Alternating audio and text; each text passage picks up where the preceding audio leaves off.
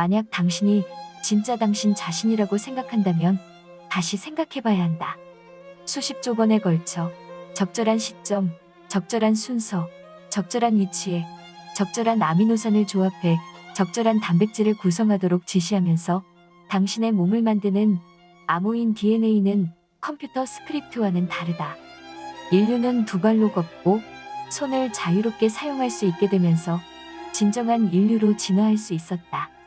특히 인간의 발은 장기간 보행에 최적화되어 거주지를 넓혀나가는 데 유리했다. 숲이 초원으로 변해갈 때 우리 조상은 거친 발바닥 피부, 발과 허리를 잇는 거대한 근육, 긴 종아리 근육 등 진화적 이점을 획득하며 하루의 대부분을 움직이면서 보냈다. 그리고 우리는 조상의 유전 암호를 그대로 이어받았다. 인간은 만물의 영장이라고 한다. 영장류에는 수많은 원숭이와 유인원, 인간이 포함된다. 인류가 성취한 높은 수준의 정신문화와 물질 문명을 보면 원숭이도 고기를 끄덕일 것이다. 혹시 인류는 진화의 종착점인 것은 아닐까? 정말 인류가 지상 최고의 종일까? 인류는 아주 허약한 종이다. 매년 150만 명이 뇌으로, 1000만 명이 암으로, 1500만 명이 허혈성 심질환이나 뇌졸중으로 죽는다. 살아남은 사람도 건강하게 사는 것은 아니다. 5억 4천만 명이 요통을, 6억 명이 당뇨병을, 20억 명이 알레르기성 비염을, 40억 명이 충치를 앓는다. 그런데 이런 병은 거의 인간만 걸린다. 이상한 일이다. 인류가 만물의 영장이라는 유아적 믿음은 애써버린다고 하더라도 이렇게까지 허약한 이유는 무엇인가? 진화론이 등장한 지 벌써 150년이 넘게 지났다. 모르면 몰라도 이런 미스터리를 풀기 위해 그간 수많은 진화학자가 달라붙었을 것이다. 지난 100년은 명실공히 과학과 의학의 세계가 아닌가. 하지만 전혀 아니다. 진화의학이 등장한 것은 비교적 최근의 일이다. 안녕하세요. 좋은 책의 동반자 더스틴TV입니다. 이번 소개할 책은 인문학 교수인 바이바 크레거니드가 쓴 의자의 배신입니다. 원제는 영장류의 변화 또는 지극한 변화라는 뜻에 가깝습니다. 내용이 아주 쉬운 편은 아니지만 번역이 충실한 편이라 이해하는 데 어렵지는 않습니다. 그럼 이어서 계속 보시겠습니다. 의학의 관점으로 인류의 진화 과정을 살펴보는 학문을 진화의학이라는 학문이라고 한다. 좀 생소하기는 하지만 우리가 왜 아픈지에 대한 원시적인 근본 원인을 알 수 있게 해준다. 5억 년에 걸친 생명 진화와 불과 2세기 만에 이룩한 산업혁명. 그 수많은 시간 동안 인간의 몸이 어떻게 그리고 왜 지금처럼 변해왔는지를 인류학, 역사학, 의학, 사회학 등의 주제를 넘나들며 다채롭게 이야기하고 있다. 여기서 잠깐 구독은 하셨나요? 구독, 좋아요.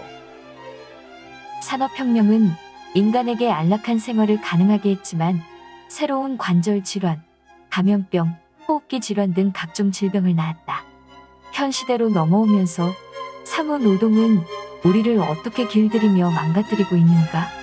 원시인의 유전자를 아직 가지고 있는 우리 인간이 현대의 생활 방식에 맞추어 생존하면서 비틀어진 몸을 낱낱이 밝히고 있다. 수렵 활동에서 벗어나 점차 농업이 정착되면서 더 이상 뛰어다니지 않아도 되었다. 고기 대신 탄수화물을 즐기게 되면서 인간의 키는 작아지고 뼈는 얇아지기 시작했다. 그래도 여전히 인류는 하루 종일 노동을 했다. 이 당시에 여성 표본들의 뼈 강도는 현대 여성들보다 약 30% 더 높았다.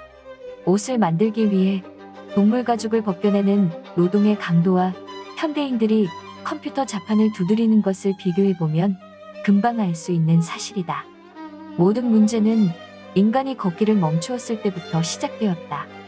부족민들은 언제 갑자기 이제 그만 걷자고 생각했을까? 그리고 그렇게 했을 때 그들의 몸에는 어떤 일이 발생했을까? 현대의 몸이 나타나기 시작한 것은 바로 이 시기다. 어떤 사람이 어느 곳에 도착해서 물을 쉽게 구할 수 있고 먹을 것과 집을 지을 재료들이 풍부한 곳이 이곳이고 더 이상 이동할 이유가 없다고 판단한 순간은 대략 3만 년 전이었을 것이다. 만약 그 시점이 진짜로 어느 한순간이었다면 그 순간을 우리 역사에서 가장 중요한 순간으로 꼽을 수 있을 것이다. 하지만 그렇다고 해도 농경이 정착 생활의 결과인지 아니면 정착 생활이 농경의 필연적인 부산물인지는 아무도 모른다. 의자는 우리와 함께한 시간 그 자체만큼이나 오래된 듯해서 사람들 대부분은 의자를 구석기 시대의 발명품이라고 생각한다. 하지만 어디나 존재하는 현대 인간의 몸을 위한 이 발명품은 놀라울 정도로 역사가 짧다.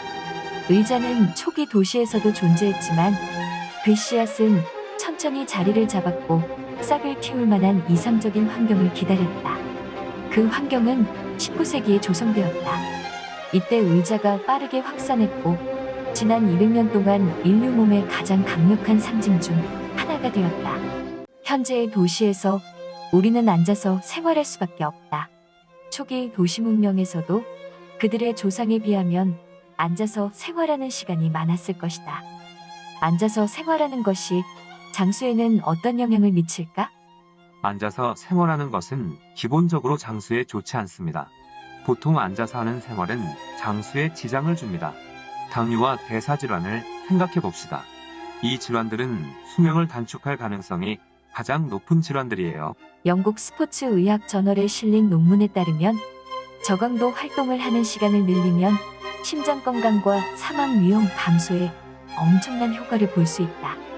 가벼운 활동을 자주 짧게 하면 혈당 조절 능력이 개선되며 그 시간을 2배로 늘리면 조기 사망 가능성이 30%나 줄어든다는 것을 발견했다. 하루에 30분 동안 가벼운 활동을 하다가 60분으로 늘리면 조기 사망 확률이 30% 떨어진다는 뜻이다. 영국 공중보건국 은 사람들이 좀 더 건강하게 살아갈 수 있도록 가이드라인을 제시하였습니다.